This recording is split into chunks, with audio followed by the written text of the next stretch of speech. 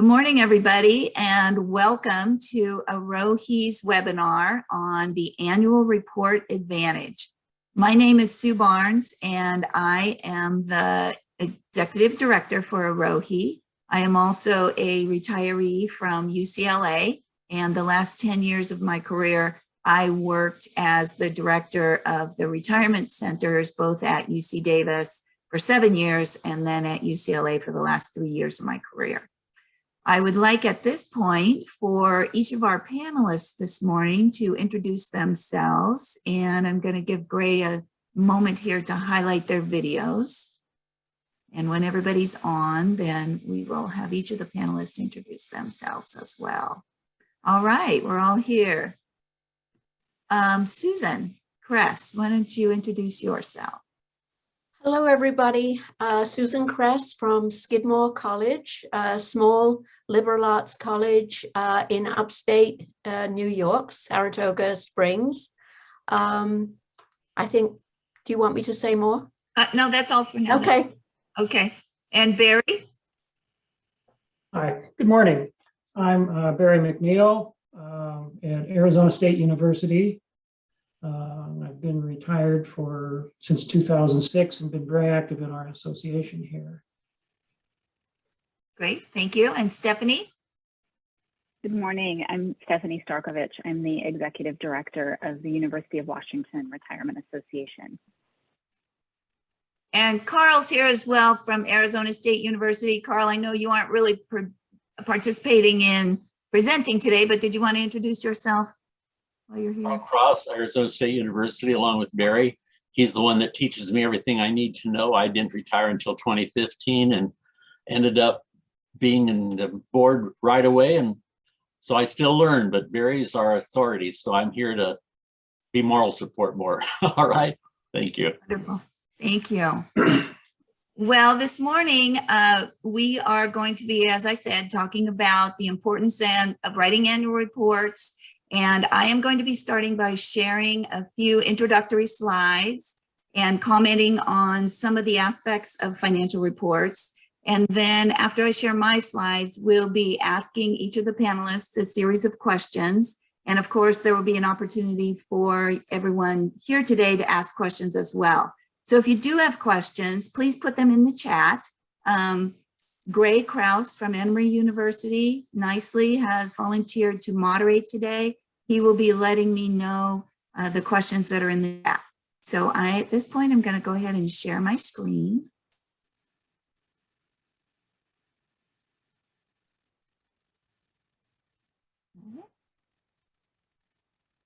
And if everybody could just let me know if you can see that, or one person let me know. Yep. Okay, great. All right. So when we talk about annual reports, the first thing that might come to mind for a lot of people is a glossy, very expensive annual report that you might have seen produced by well-funded nonprofits or corporations. You know, that idea of an annual report can be a little bit intimidating for our member organizations, most of whom are small and don't have huge budgets. So what we're going to do today is talk about some different formats of annual reports that are a little easier to produce and publish and a little more affordable for our organizations. We do encourage all retirement organizations to produce annual reports. And I'll be talking about the reasons for that this morning in my introductory remarks. And I will share some information, as I said, and then we'll hear from the panelists. We're going to talk about the purposes for an annual report, information that you might include, an overview of potential formats, and some tips for success. And after today's webinar, we'll be sending links to our panelist organizations' annual reports, as well as annual reports from several other of our member organizations. We didn't want to send those examples out before we talked about the overview. So really today, we're just going to more talk big picture, and then we will send those examples out so you can follow up with individual organizations with specific questions after you see those examples. So what are the purposes of an annual report? And they can have several purposes. First, they can provide a historical record for your organization. many times when I've been involved in organizations in the past and we've tried to figure out what's happened many years ago, we've had to go back and look through past newsletters, we've had to look through meeting minutes, and it can be really difficult to find an accurate historical record for the organization. An annual report does a great job of providing that sort of record. It also provides a good way to report to your members and or potential members of your organization. Lets them know about your mission, your goals, and your accomplishments, and it lets them know what you've done on their behalf and how their money is being spent, particularly for those organizations that collect dues from members. It offers some transparency for your members to let them know how you're doing as an organization. It also allows you to demonstrate your effectiveness and your impact. And it shows that your organization may be actively working to support your members and or the college or university that you're affiliated with.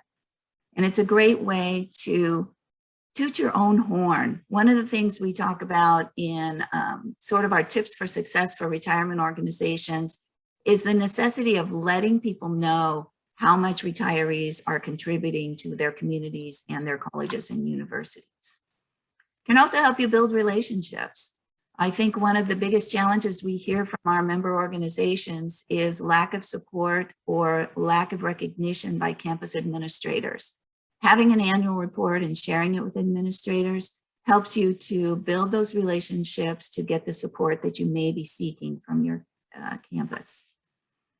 And again, along those lines, it allows you to advocate and justify continued support. So annual reports and or a variation of this, retiree engagement reports, have been used very successfully by many of our organizations to advocate for benefits for retirees such as free or reduced parking or continued use of institutional email or discounts on campus events and venues. And it's a great way to recognize your donors and your supporters and to give public recognition to those who financially supported your organization, either your campus for any support they may provide, individuals, community organizations, or businesses. All of those can be recognized in an annual report.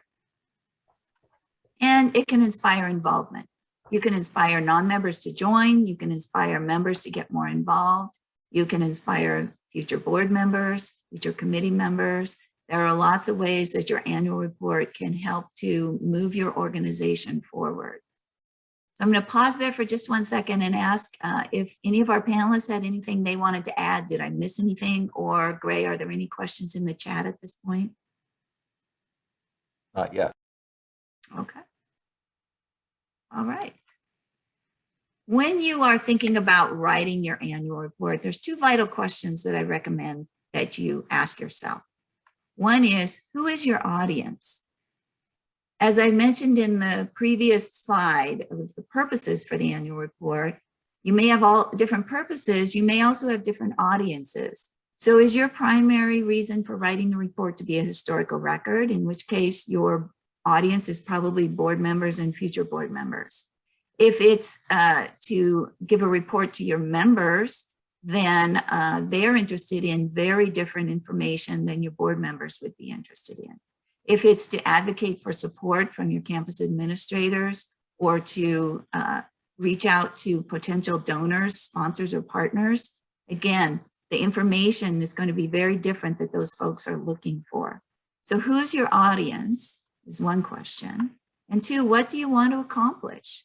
Do you want to encourage more people to join your organization? Do you want to try to advocate for additional financial support from your university? Do you want to try to court additional sponsors? Once you have the answers to those 2 questions, then you will start to coalesce what you want to include in your annual report. And so possible inclusions, there's a long list here. And many of our annual reports won't include all of this. Some of these sections might only be 1 or 2 sentences for some groups. Some might not be included at all. But some possible inclusions would, of course, be an introduction. And if your report is a longer report, as we'll hear from Arizona State today, they do a comprehensive report. You always want to have a 1-sheet introduction at the beginning of that report, because Some people may read the entire report, but if they don't, you at least want to have the highlights in an introduction at the beginning. An introduction is probably not necessarily if you have a short report, may or may not be. Something about your mission, vision, and goals. Again, this can be brief, but something that lets people know what it is you're doing and how you're accomplishing it. Something about the events and activities that you've sponsored for the year, any advocacy efforts that you have undertaken on behalf of retirees, such as, one of the things I know that the UC campus retiree organizations do is they have a person that monitors legislative action and Board of Regents actions and looks for things that may affect retirees. And if there's something that is coming up, they will get involved and get the organization involved as needed to make sure that retiree voices are known. So if you're doing those kind of advocacy efforts, it's important that your members know about that. Communications. Do you have a newsletter? Do you have an e-announcements that go out? Do you have a magazine? Do you send press releases out to your campus publications, et cetera? Include a little summary of what you do for communications. Retiree contributions is vital, especially if this is an externally facing report that will go out to campus administrators particularly. And I recommend that two things be included. One is the amount of donations that retirees make to your university. I always advocate for this in whatever type of reporting you're doing, that you toot your own horn about retiree contributions to the university. And some of us don't know, some of our organizations don't know, but this is where creating a partnership with your advancement department can really help to find out that information. And in the case of the University of California, what we found out several years ago is that our advancement departments tracked contributions for emeriti, but they did not track contributions for retiree staff. So on many of our campuses, we were able to advocate for changes in the advancement department to code retired staff as retired staff so that their contributions would be tracked, which has helped us to really be able to quantify the contributions that retirees are making to the university. Any retirement recognition, retiree recognition, I know that a lot of organizations give grants to their retirees or say outstanding retiree awards, things like that, or any recognition that retirees may get from the university outside of the organization or from national organizations. Any type of important recognition would be good to include in your annual report. A membership summary, particularly for reports that are going out to the membership. And this can be brief. It can be, here's how many members we have, here's how many we gained this year or lost this year, and what efforts may have gone into membership recruitment. A financial summary. Now, for a report that's primarily for historical purposes, you may want to include the entire treasurer's report. For a report that's going to an external audience, you probably just want a summary of the amount of money brought in by dues or donations or financial contributions by the university, and then major categories of how that money was spent. Again, this is great for transparency for your members so that they know where dues are going if you're a membership-based organization. Donor sponsor recognition, we already talked about. You probably want to include a roster of who your board members are for the year, who your committee members are, and any important support that you get from the university, who those people are. Because again, as we go back and look at history, 10, 15, 20 years ago, it's really nice to know who was on our boards earlier in our history. A brief history of the organization is a great thing to include. And something that a lot of organizations don't think about in their annual reports, but can be very effective for those external facing reports, can be calls to action. For example, if you have a scholarship fund, can you put a call to action in your annual report calling for donations? If you have an endowment fund, same type of thing. If the purpose of your report is to go out to non-members to try to encourage them to join your organization, maybe you have a call to action to join the organization. And if you're putting your report on the web, or if you create a PDF of it, you can put links right into those reports so that the calls to action are right there and people can link right from your report to complete the action that you're asking for. And then for a longer report, this is pretty self-explanatory, but for a longer report, you'd probably want to have a table of contents at the beginning. I'm going to pause there again, Gray, and ask if any of our panelists have anything they want to add or if there's any questions. Okay. Then we have, am I still here? Yes. Gray, oh, okay, sorry, I didn't hear any noise, and so I was afraid I'd gotten disconnected. Thank you, Gray. Then format options, and our panelists will be talking about the options they use today, and the first three are options that they will be overviewing a little bit. One option can be a 1 to 2 page infographic, and University of Washington will be talking about that format that they use.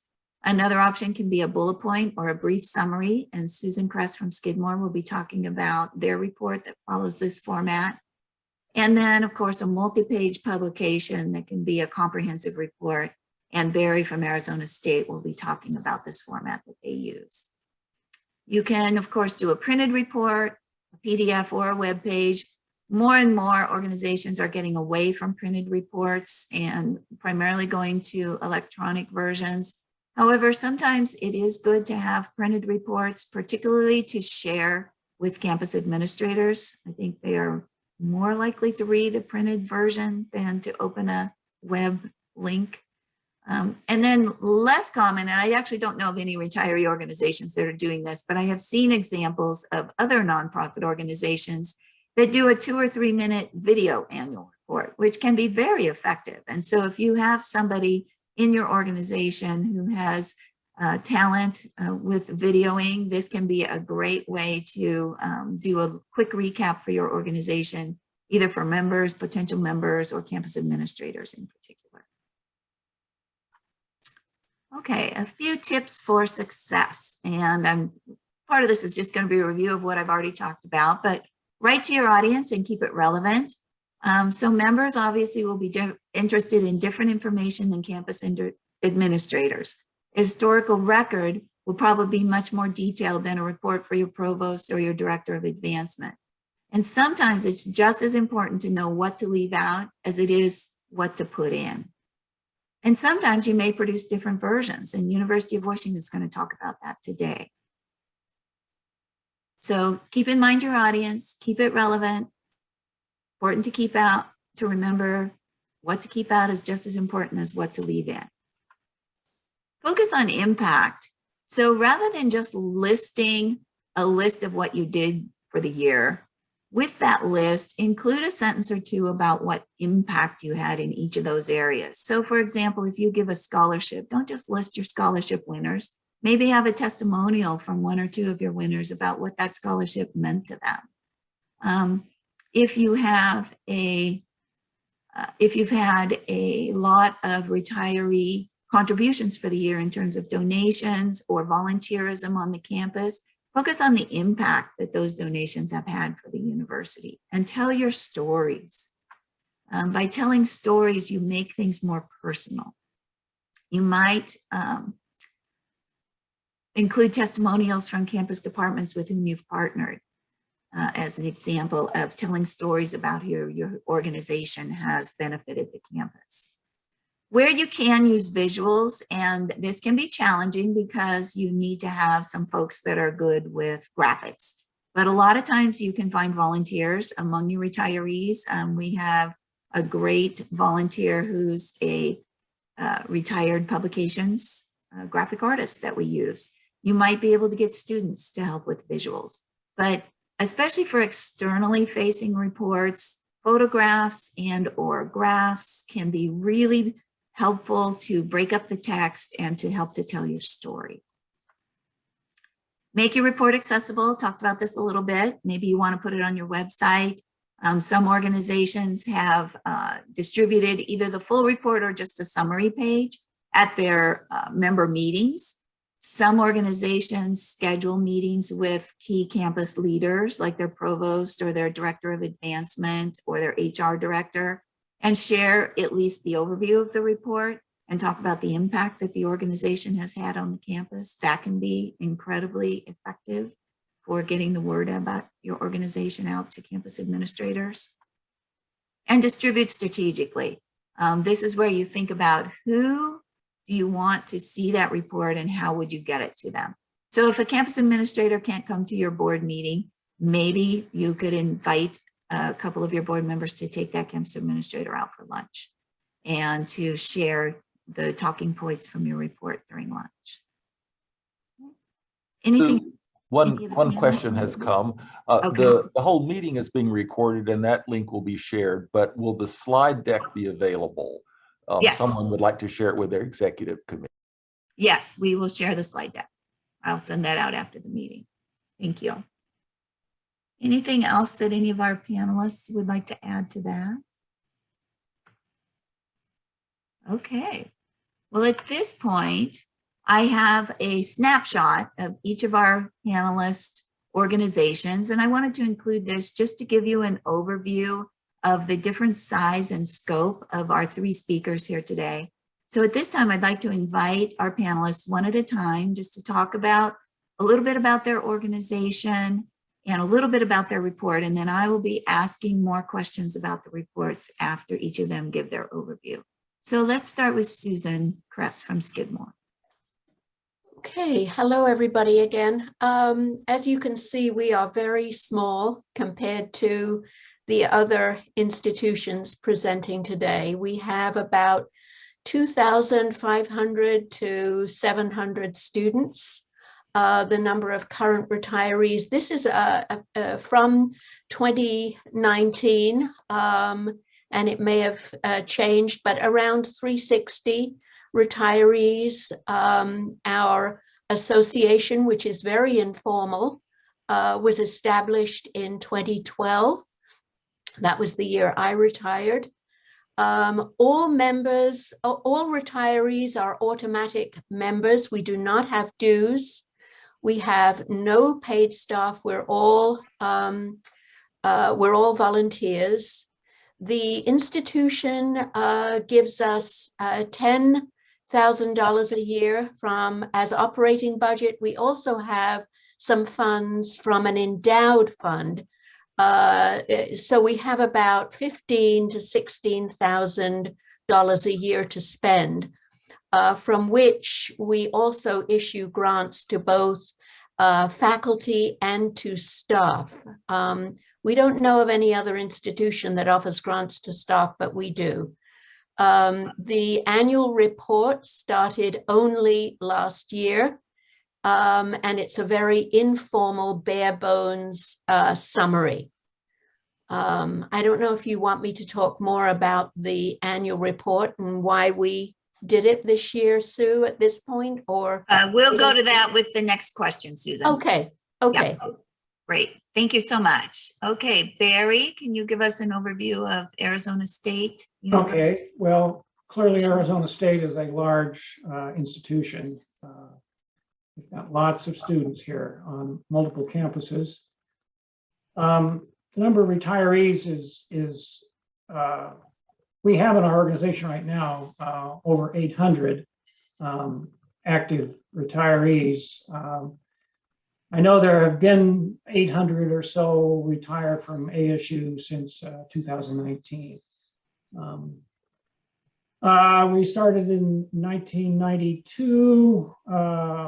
It became clear that the legislature had ideas about the retirement funds and methods, and a realization that there was absolutely no one advocating for retirees. And so a group got together and created the organization in 1992. As I say, it's 838 members today. The first year is free. All members people who retire from ASU are automatically enrolled. So we have about 238 or so of these introductory members who have yet to pay any dues. But we get a fair number of those. So it gives them an opportunity to see what we have, and they can choose then whether they want to continue, and a number do. We have no paid staff. We do have financial support from the university. of 7,000 in a state local fund that can be used for publications and so forth. The university does supply us with office space, phones, internet connection. We have dues, $30. Our operating budget is on the order of, in terms of the dues and so forth, up around $18,000 a year. We've been the annual report is required by the bylaws. The bylaws require the president to have an annual meeting, and at this annual meeting to present the annual report. And so there's been a annual report since the beginning of the organization.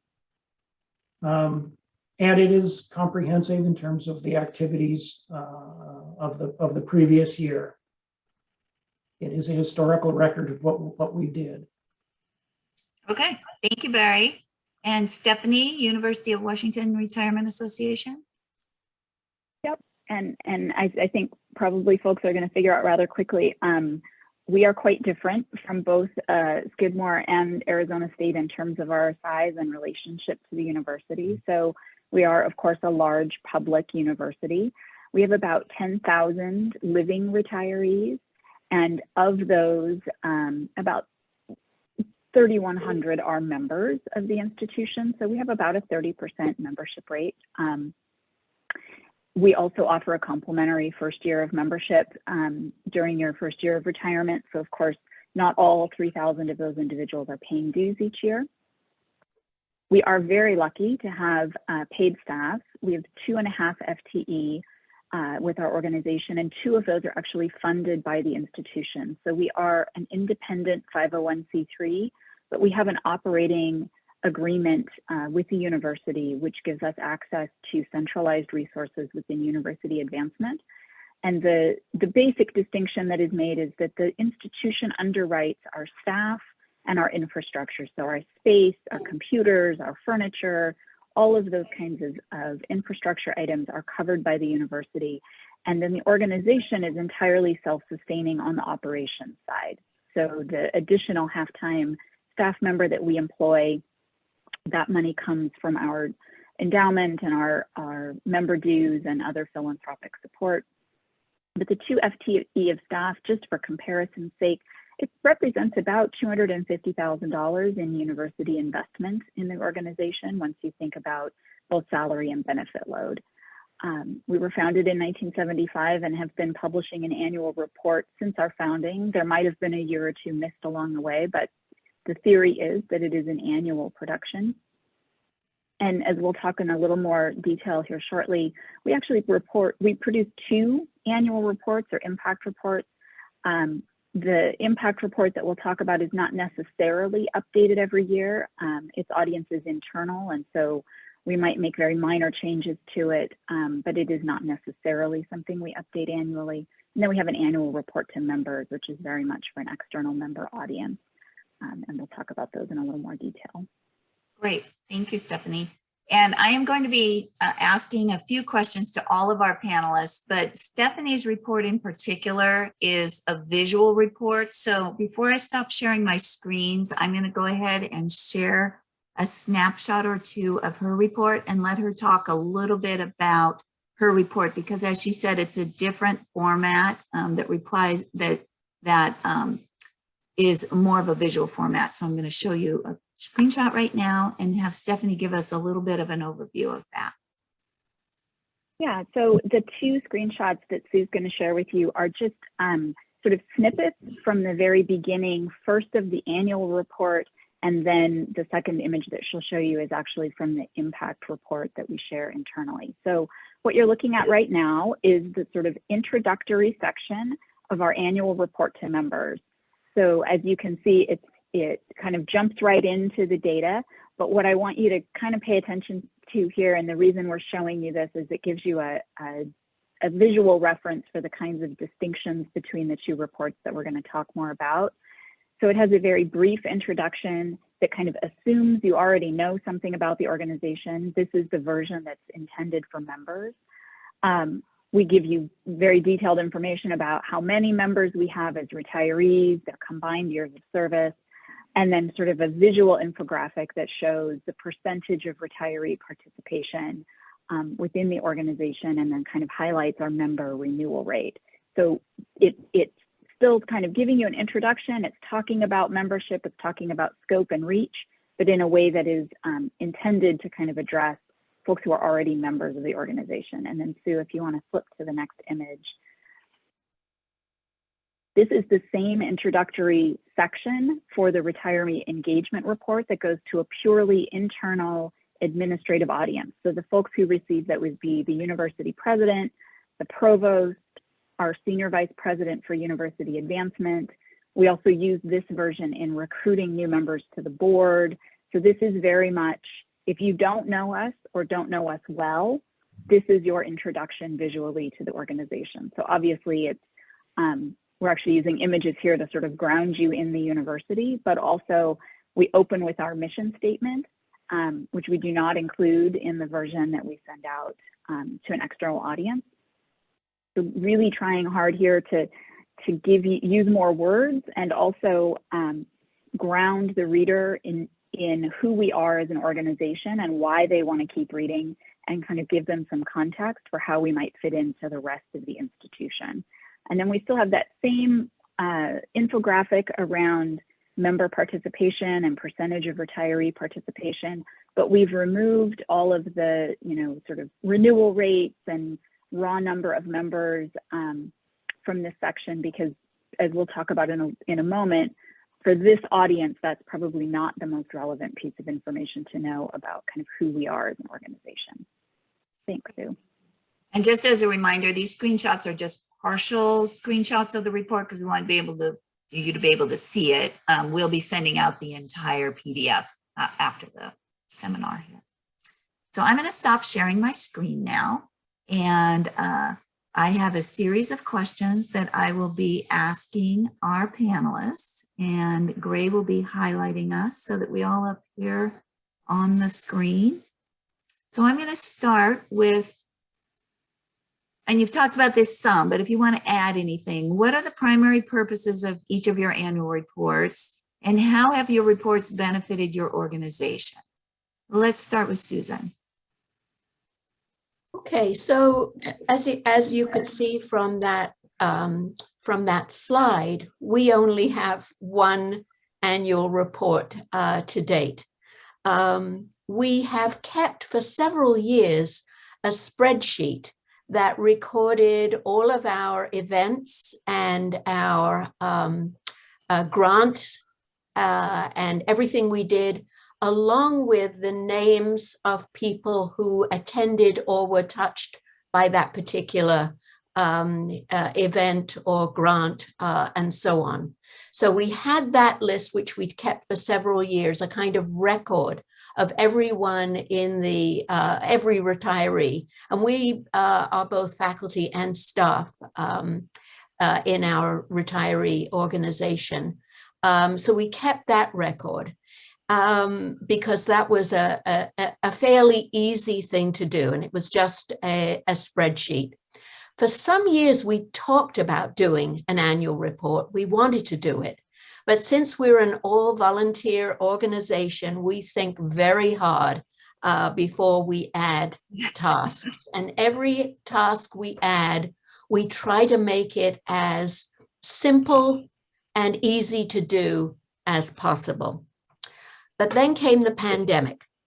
Many of the routine ways that we spent our budget, the grants for both faculty and staff, I've already mentioned, the outings, our interviews of a retiring faculty of staff, all of our other programs were not operating in the same way. And some of them were not open to us. So for example, events where we gathered in person and field trips and so on. And budgets across the college, as with so many institutions, were being cut. So we were paying attention. We weren't spending out the budget, budgets were being cut. We wanted to be sure that the institution and the retirees, we wanted to demonstrate that we were alive, We were well, and we were carrying on, and we were doing what we could to serve our mission broadly, which was broadly connecting retirees to each other and to the institution. We wanted to be sure people knew we were carrying on. So I offered to do an annual report that would have a very simple template that would demonstrate what we had done, how many retirees had attended all of our events. And again, as I said, it needed to have a simple template. Our audience was twofold. It was both retirees and administrative offices that were supporting us, such as academic affairs, human resources, and advancement development. So we wanted those three. So we sent the report directly to those places. We have a liaison on our steering group from academic affairs. We have a liaison on our steering group from HR, and we asked them to forward it to their people so that we knew that the whole cabinet would see that we were carrying on. Once the report was posted, I realized that I'd left off both the list of our steering committee and an acknowledgement of the offices that had supported us. I wanted to add that, but again, we're very careful about how much we ask these administrative offices to do for us. And having posted the thing, I didn't want to ask them to repost the thing, but next time we ask them to post a thing, we'll add this to it. So again, we're very conscious of keeping our support and not irritating the people who support us. So that's it for the moment. Okay, thank you, Suzanne. Barry, the purposes of your report, you mentioned a little bit, but if you want to expand on that at all, and then how has it benefited your organization? How has it been? How has it benefited your organization? Oh. Okay, well, as I indicated earlier, it's a required document that's been prepared. The handing out of the annual report at the annual meeting has been a way of helping show the members what has actually occurred during the year in the various committees. And the report has a complete list of all the committees we have and all of the advocacy, if we've had that, all of those actions. So it's an opportunity to show our members what has been going on with their dues, if you will, over the past year. The report itself is saved, stored online. It's available on our web, and it is sent to we've sent it to the president, and we send it to our sponsor, who is HR, is who we're affiliated with formally, and so the head of HR gets a copy, and so does the president. So we have, to some extent, we want them to know what we're doing. But the primary purpose of this is for our members, and for our members to a chance to, at the annual meeting, a chance to celebrate what has been done in the previous year. So I think that's the main sort of focus of what we prepared. Great, thank you. And Stephanie, same for you. I know you talked a little bit about the purposes, but if you want to expand on anything and how has it benefited your organization? Yeah, we actually, in thinking about our annual report last year, we came to the conclusion that we actually, for many years, had two purposes for the annual report. One was to demonstrate the importance of retirees as a constituency within the university, so to really help the university administration understand the value of retirees as a group in terms of the contributions that they make, the support that they clearly demonstrate for the organization. And then the second purpose was a report to members in much the same way that Barry is talking about, where we need to demonstrate how we're using their money, what we're doing with our institutional investments, what kinds of programs and services we're making available, which, you know, given the scope of what we do, not every member is taking advantage of everything we do. So it's kind of an educational opportunity to make sure that members really understand the full breadth of what we're engaged in. So that kind of dual purpose was leading us to a kind of ever expanding and in many ways diluted annual report. So if we're trying to do both of those things equally well in a single document, you're trying to write to two audiences simultaneously, which rarely works out, at least for me.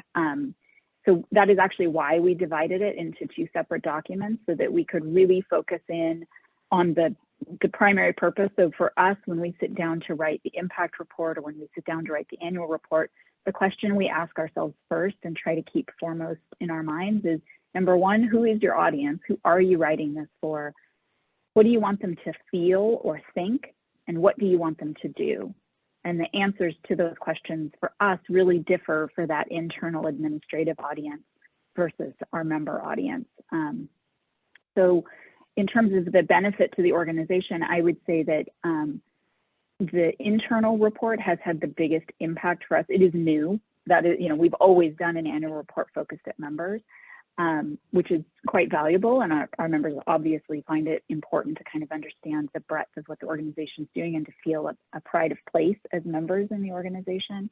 But that internal administrative impact report, we've seen it pay major dividends in terms of helping us really educate senior administrators among the university, many of whom have been around for years and years and years. It's not that they're unaware that we have a retirement organization, but many of them are not fully versed in the really deep commitment and sustained support of the institution from retirees as a constituency.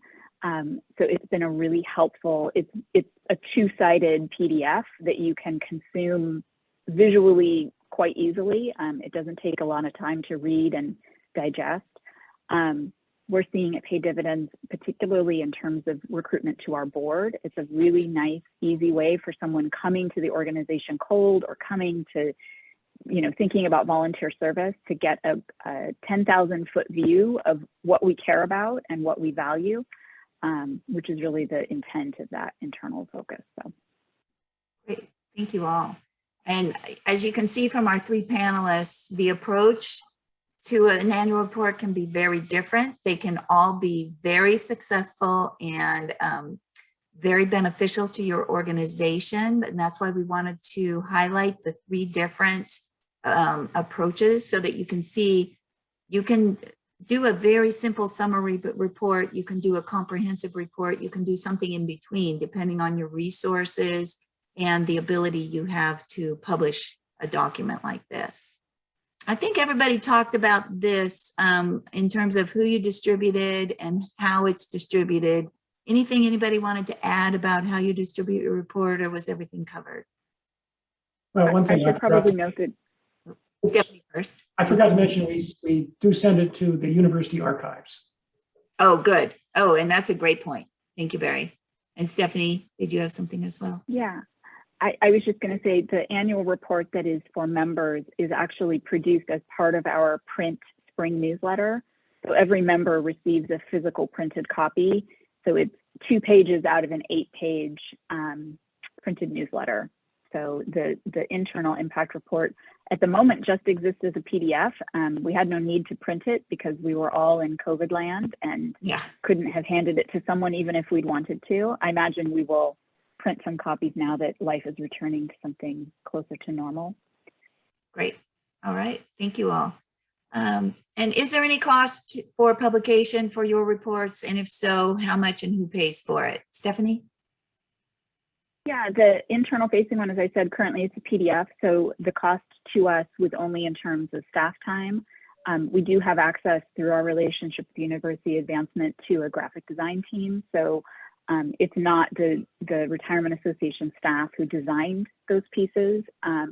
They're beautiful. I couldn't have done them on my own, given my skill set. So we did, I don't want to underestimate the value of access to that kind of expertise.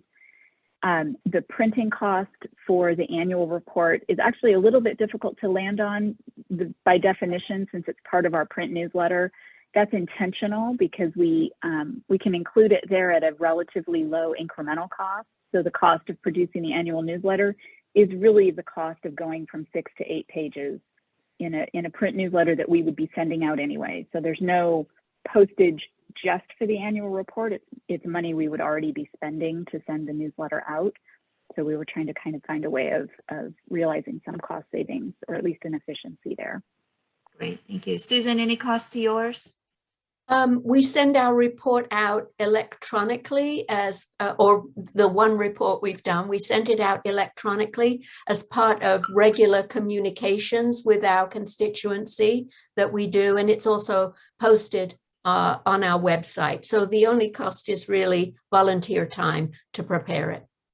Okay, and Barry, any cost for you?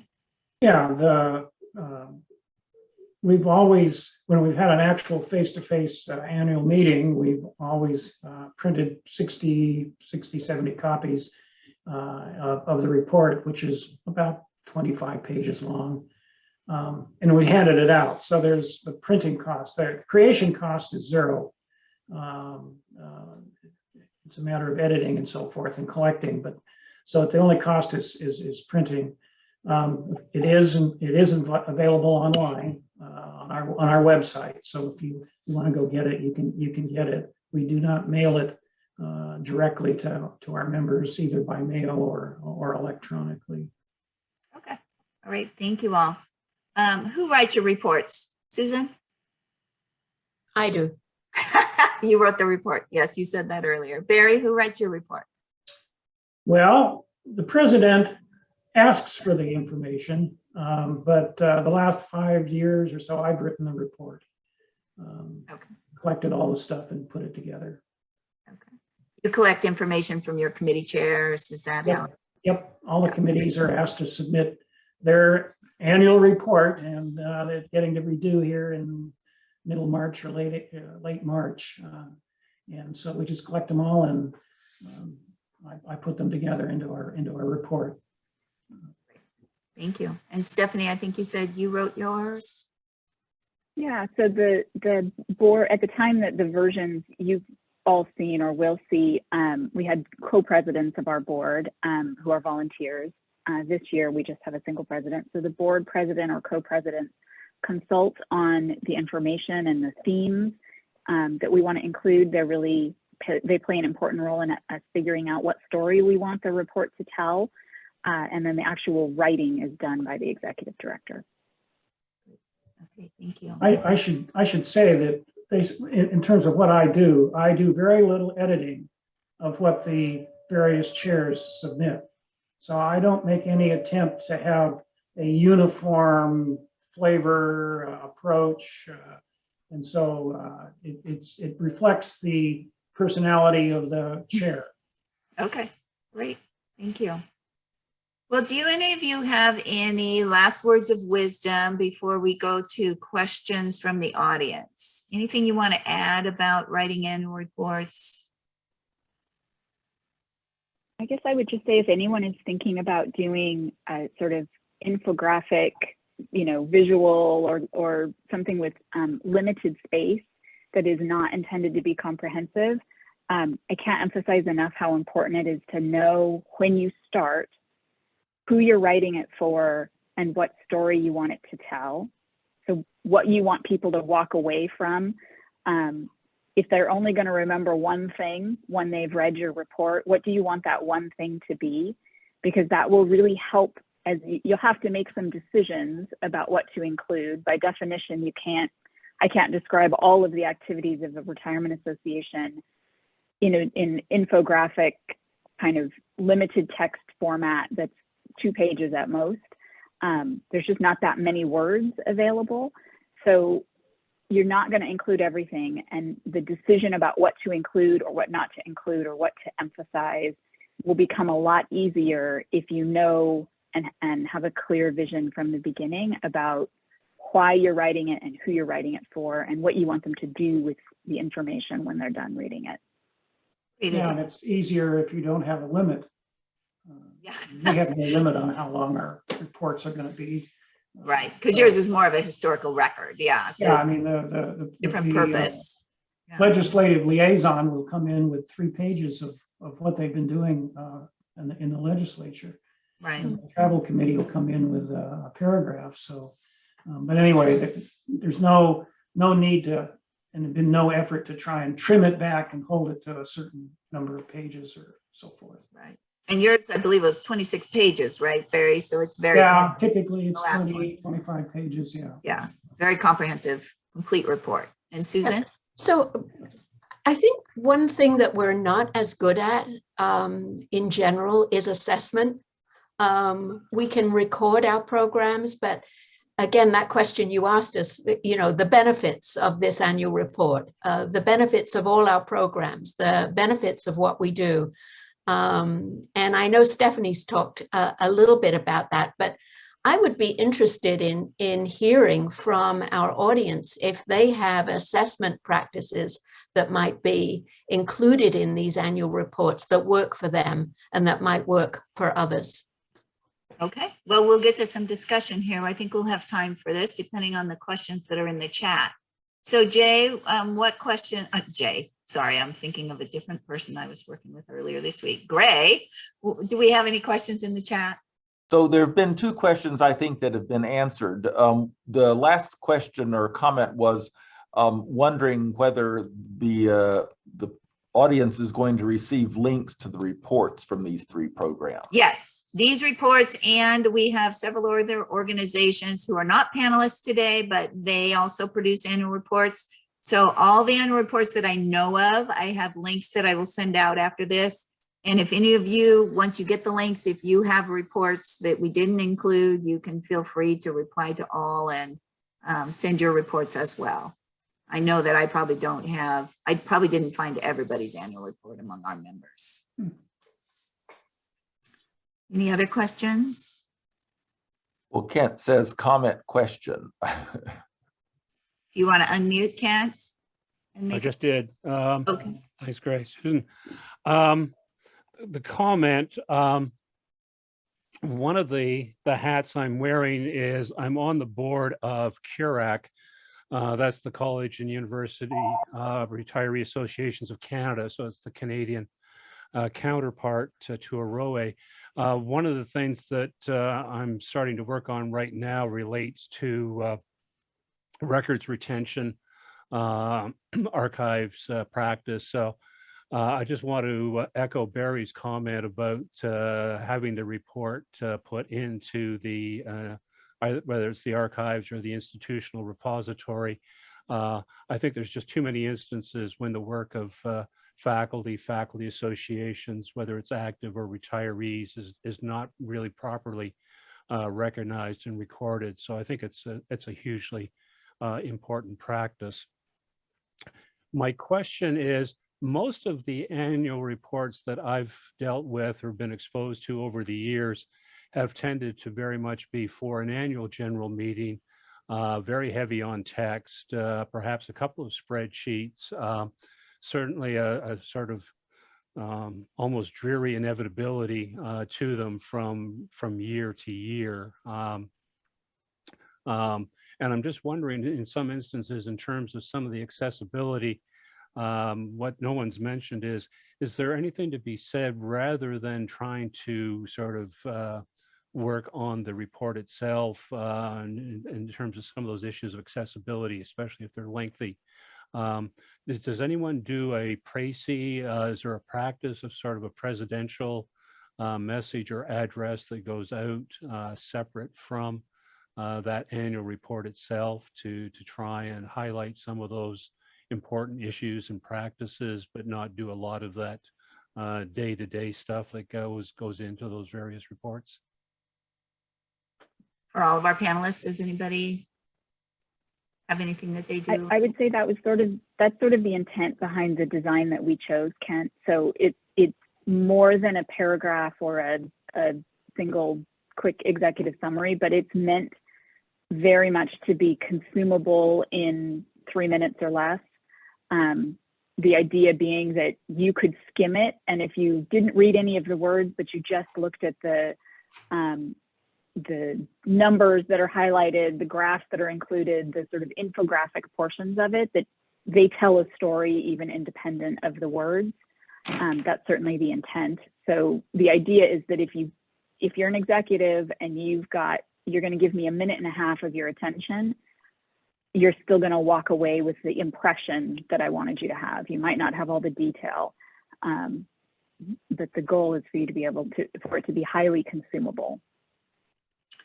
And I would say that to your point, Kent, most of our organizations, retirement organizations, annual reports are text. They're primarily text without a lot of graphics. One, because our organizations don't always have the expertise to do the graphics. And as Stephanie mentioned, they're lucky enough to have the services of a graphic designer.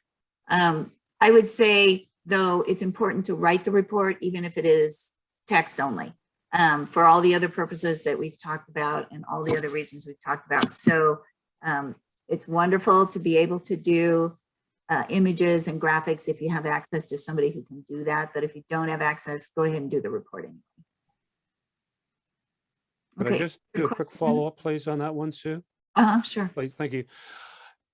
For those people who don't have access to a graphics person, as you were mentioning, and that expertise, I know there are various sort of applications, software programs out there, templates, annual report writer. I was just wondering if anyone else maybe in the audience has used any of those, and any comments about whether they worked or didn't work well with that purpose in mind. If anybody has any experience with that, you could either put it in the chat or raise your hand, and Gray can call on you. Not so far, but that's a good point, Kent. Even Excel has a graph generator for those that know how to use Excel. PowerPoint, within the slides, you can generate graphs within PowerPoint as well, and then create an annual report from that. So there are some simple ways to do that. It does still take some knowledge of those programs, obviously, but like, as I said, a lot of times you can find a student or the university, while they may not write your report, they may let you use the services of a graphic designer in one of the departments for a few hours to put together some graphics for you, as long as it's simple and you have a good relationship with a department on campus. You might be able to just do a one-off, that they would allow their graphic designer to work on your project for a few hours. So, any other questions, Gray? Well, there's been one question that several people have talked about the board, and they were wondering whether the board is different than an executive committee and whether it's made up of non-member supporters. That's probably different for each organization. A lot of times board and executive committee are used interchangeably, but sometimes they're different. I don't know if panelists, if you have any comments you want to make about that question. Well, our board is 15 elected members. They have to be members of ASURA. We have 5 or 6 ex officio members, talked about liaisons from the various parts of the university. And we have an executive committee that's the officers, but they're members of the board. So it's 15 members of ASURA that are, it's a 3-year commitment. We just finished our elections and we've got 5 new board members coming in May.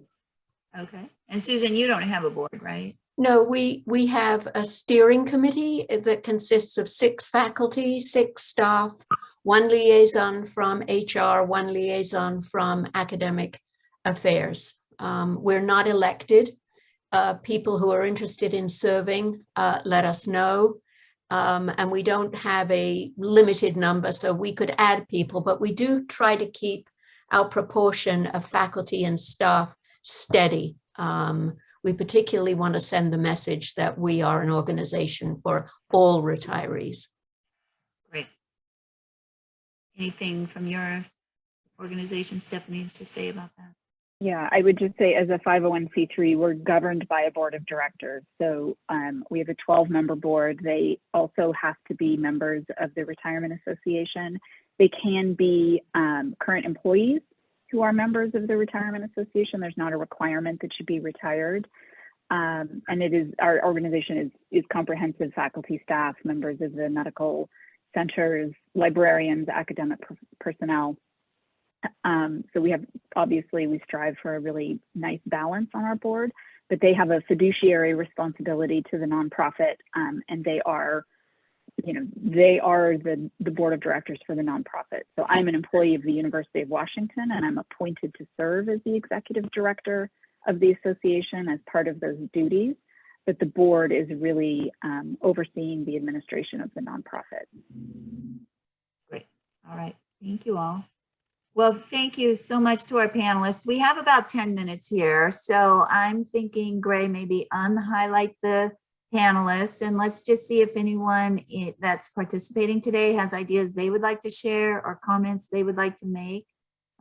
You can just use the raise hand feature, or we'll do like old fashioned. You can put your hand up this way. And let's see if there are any other comments before we close up today.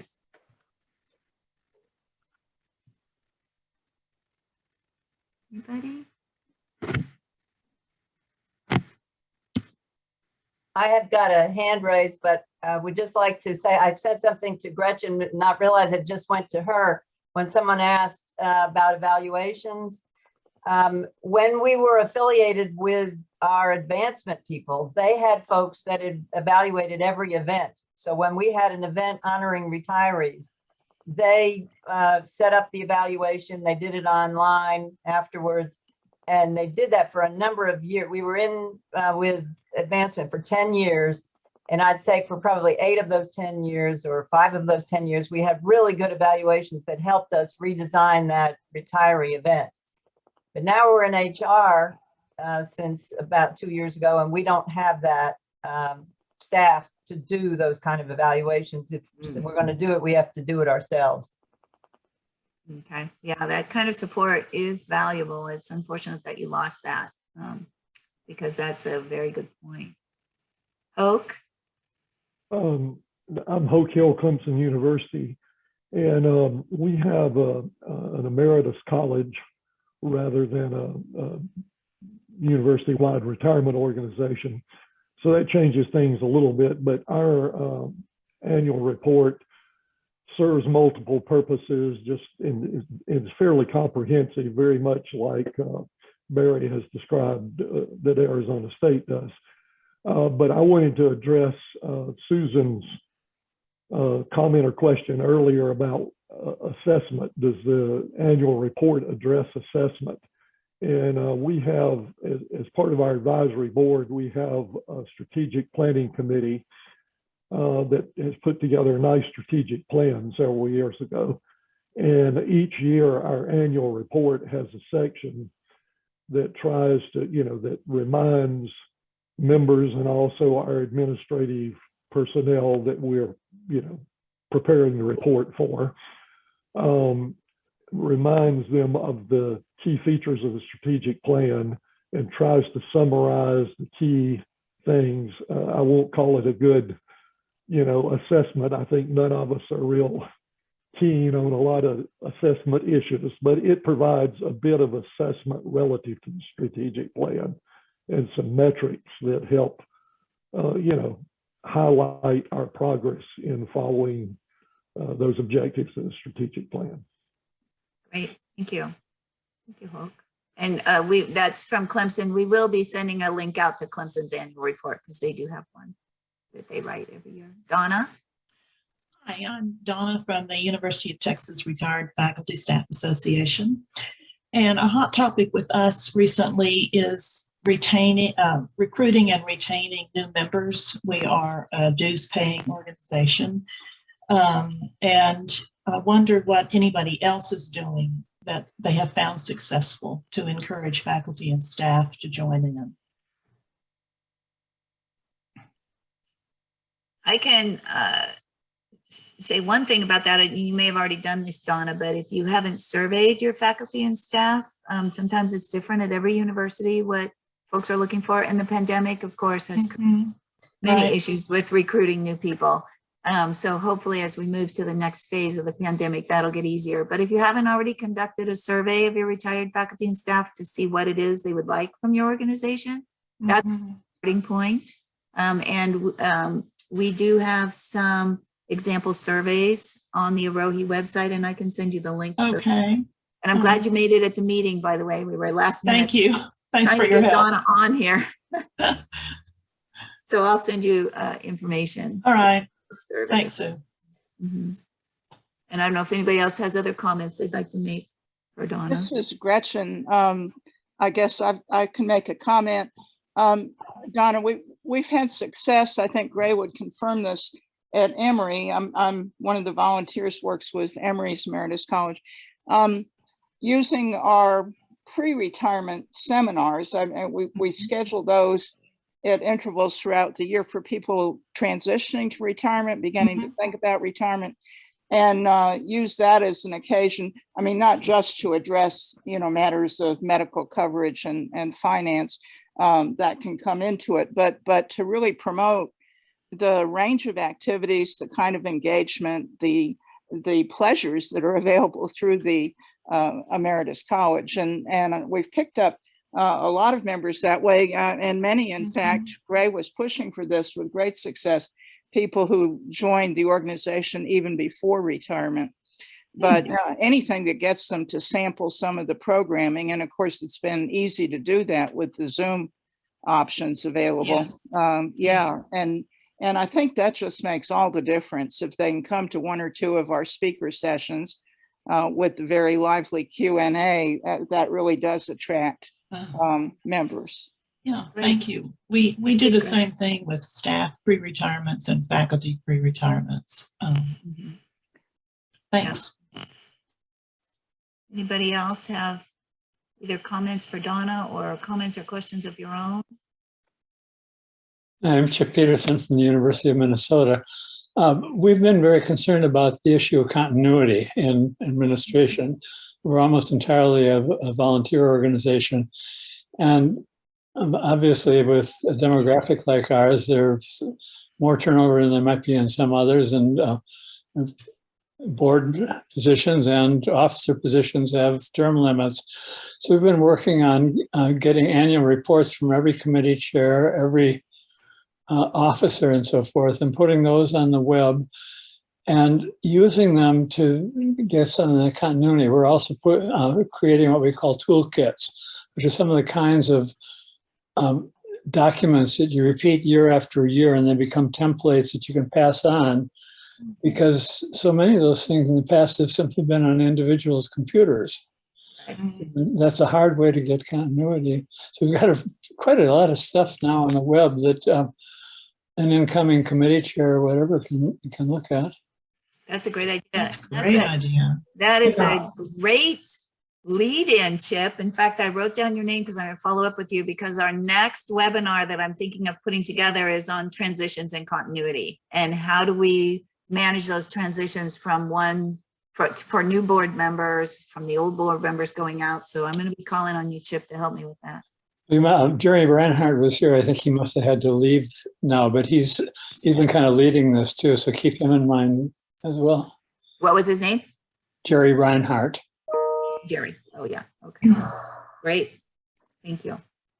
Yeah, I can just say that we've basically just gone live with a website for volunteers, and it lays out the process, the templates that are available, the documents, but it lays out an opportunity to see what each of these committees actually does.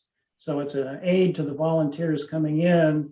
It's an aid to the people trying to recruit, because they can look and see, well, I can tell you a little bit about what you do as the chair of the seminar committee. So yeah, we found that it's really important to have these templates not sitting on Joe's computer, because we need to have it more available in that. So as I say, we've just completed this website for the volunteers. It's a separate website from our main website. Great. Good idea. May calling on you too, Barry. See, when you volunteer at these webinars, then I get your name for the next webinar. So be careful what you say. Just kidding. All Just right. kidding. I love I'm hearing. proud, I'm ideas. proud of this work, so. No, it's great. It's wonderful. Love it. It's a great idea. Any other comments, questions? We have 2 minutes, so I will wrap it up then and say thank you so much to our panelists. We'll be sending out the slide deck, a link to the recording, and a link to all of our panelists' annual reports, as well as several other annual reports that I found on member organization websites. If your report is not included in the links I send out, you can reply to everybody and send the links to your report if you do one. Lastly, I'm probably going to be taking all the information that I have put together as part of doing this webinar and creating an Arohi brief on this topic. So then we will have a long living resource on our website on the topic of annual reports. All right. So thank you, everybody. And we'll hope Thank you. at our next Very webinar. good. All right. Thank you. Bye-bye. Bye-bye. Thanks for coming.